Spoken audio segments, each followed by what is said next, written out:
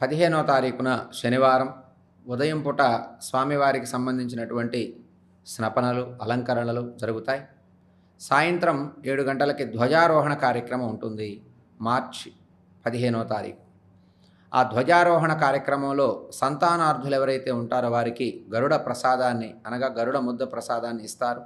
సంతానం లేనివారు సాయంత్రం 7 గంటలకి దంపతులుగా సంప్రదాయ దుస్తులతో వచ్చి ఆ యొక్క ప్రసాదాన్ని స్వీకరించవచ్చు.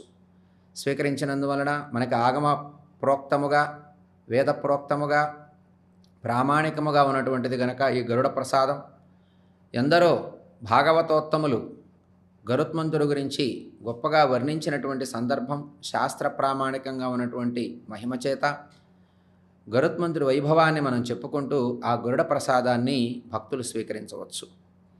ఈ గరుడ ప్రసాదాన్ని స్వీకరించినటువంటి దంపతులకి మరలా సంవత్సరం తిరిగి వచ్చేసరికి సంతానం కలుగుతూ ఉన్నారు. ఇది మనం ఎప్పుడు చూస్తూనే ఉన్నాం.